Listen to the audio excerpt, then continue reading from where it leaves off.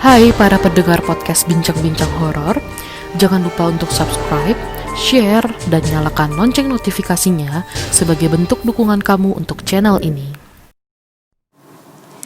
Hai para pendengar podcast Bincang-Bincang Horor, balik lagi, ini adalah kelanjutan dari part 1 yang kemarin. Semenjak kejadian temen gue yang cerita soal kalau ada cewek di kamar gue dan ternyata gak ada siapa-siapa itu, gue mulai berpikir, ini udah gak masuk akal dan mulai mengganggu gue. Tapi gue gak ceritain kejadian ini ke teman-teman kos gue yang lain, karena gue gak mau bikin suasana jadi makin heboh dan makin mencekam. Besoknya gue ke kamar Masukma, biasa nongkrong di kamarnya, karena anak kos yang lain pada belum pulang ke kosan. Di kamarnya itu kita cuma ngobrol aja sambil nyanyi, ya sekitaran 3 jam lah, dari jam 8 sampai jam 11 malam. Di jam 11 ini tiba-tiba suasana jadi aneh. Tiba-tiba aja kita ngedengar ada suara orang yang lagi ngetok-ngetok pintu. Tapi gak kita hirauin, mungkin ada anak kosan yang baru pulang. Kita gak hirauin lagi dan kita lanjut aja nyanyi. Sekitaran 15 menit kemudian, suara ketokan ini mulai kedengeran lagi.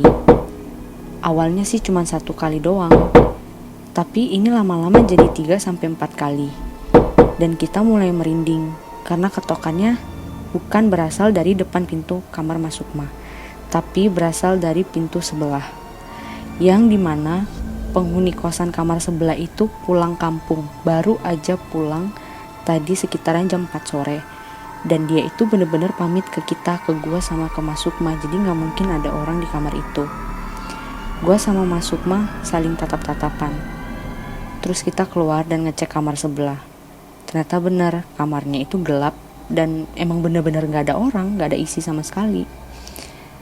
Tapi karena kita berdua ini anaknya nekat, akhirnya Masukma ini ngetok pintu kamar sebelah dan gak ada respon apa-apa. Terus kita mutusin buat kunci pintu dan pergi keluar dari kosan dan baru pulang sekitaran jam 3 pagi. Kita mutusin buat gak ceritain ini ke anak-anak kosan yang lain. Di sini gue udah bener-bener ngerasa kalau kosan ini tuh beneran angker. Setelah gue ngalamin beberapa kejadian yang pernah ada. Suatu hari ada anak kosan yang keluar karena udah lulus. Gue mutusin buat pindah ke kamarnya. Dan ternyata hal inilah hal yang paling salah yang pernah gue lakuin. Di sini jugalah hal paling menyeramkan ini terjadi. Jadi ceritanya waktu itu gue lagi tidur di kamar yang gue baru pindah ini. Masih hari pertama, terus gue langsung dapat mimpi buruk. Jadi mimpinya itu, gue lagi ada di kamar gue yang lama. Dan waktu di kamar lama, gue berdiri dan keluar dari situ. Terus gue ngeliat ada seorang bapak-bapak yang berdiri tepat di depan kamar gue. Tiba-tiba, bapak itu nyapa dan ngomong ke gue, "Nak, kamu seharusnya jangan tinggal di kamar ini. Kamar ini tuh gak baik." Terus gue jawab, "Enggak kok pak, kamar saya udah pindah ke kamar sebelah sana."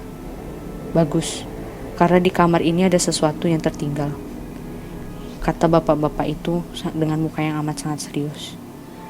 Terus gue langsung berbalik ke arah kamar gue, dan akhirnya gue langsung terbangun dari tidur dengan keadaan yang ketakutan, dan gue langsung mempunyai pikiran buat pindah dari kosan ini secepat mungkin. Sekian cerita pengalaman mistis gue selama berada di kos. Terima kasih buat kalian yang udah ngedengerinnya ya. Semoga di lain waktu gue bisa berbagi cerita lagi. Thank you.